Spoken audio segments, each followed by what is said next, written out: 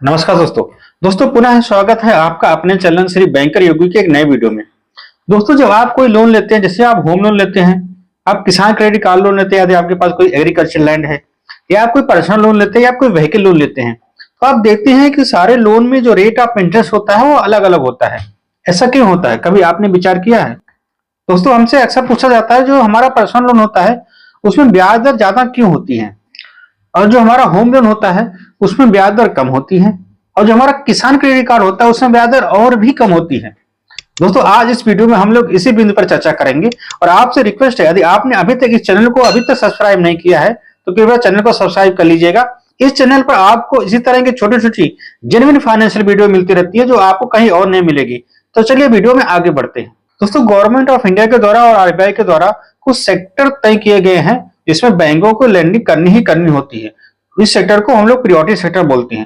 जैसा एग्रीकल्चर हमारा priority sector में आता है, जिसमें बैंकों को 80% लैंडिंग करनी ही पड़ेगी। हाउसिंग लोन वो भी हमारा प्रायोरिटी सेक्टर में आता है, जबकि हमारा जो पर्सनल लोन होता है वो प्रायोरिटी सेक्टर में नहीं आता है। दोस्तों, जो भी लोन हमारा प्रायोरिटी सेक्टर में आता है, बैंक उस पर ज्यादा फोकस करते हैं क्योंकि उनको टारगेट अचीव करना रहता है, और उस फील्ड में जो आरबीआई के द्वारा रिस्क वेट होता है वो भी कम होता है, जिसके कारण वहां रेट ऑफ इंटरेस्ट कम लगता है। जबकि हमारे जो नॉन प्रायोरिटी सेक्टर है, जैसे हमारा पर्सनल लोन हो गया, इसमें रिस्क वेट ज्यादा होता है। दूसरा, इस लोन में बैंक कोई सिक्योरिटी भी नहीं लेते हैं, किसी तरह की कोई कोलेटरल सिक्योरिटी नहीं लेते हैं, जिससे उनका रिस्क बढ़ जाता है। यही मेन रीजन है कि हमारे पर्सनल लोन में जो ब्याज लगता है वो होम लोन में और केसीसी लोन की अपेक्षा ज्यादा होता है। बैंक जो भी नॉन प्रायोरिटी सेक्टर में लैंडिंग करते हैं उसमें उनको प्रोविजनिंग भी ज्यादा करनी पड़ती है, जबकि जो प्रायोरिटी सेक्टर है उसमें प्रोविजनिंग कम से कम होती है। इन्हीं सब कारण से आप देखते हैं, जब आप कोई पर्सनल लोन लेते हैं ना, तो वो आपके जेब पे भारी पड़ता है। जबकि आप किसान क्रेडिट कार्ड लेते हैं तो आपको ब्याज कम देना पड़ता है, होम लोन लेते हैं तो आपको ब्याज कम देना पड़ता है।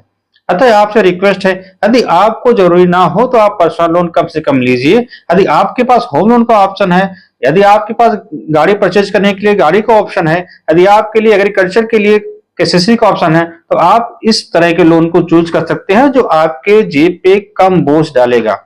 जहां आपके केसीसी लोन पे 4% ब्याज देना होता है, जहां आपको हाउसिंग लोन पे 8% से लेकर 9% ब्याज लगता है, वहीं आपके पर्सनल लोन पे 10% से लेकर 15% तक सालाना ब्याज लगता है। अतः आपसे रिक्वेस्ट है कि आप अपने लोन प्रोडक्ट को स्मार्टली चूज करें और अपने जेब पे कम से कम बोझ डालें और अपने कमाई को बचाते रहें। आपसे फिर मुलाकात होगी एक नए वीडियो में। तब तक के लिए नमस्कार, जय हिंद, वंदे मातरम।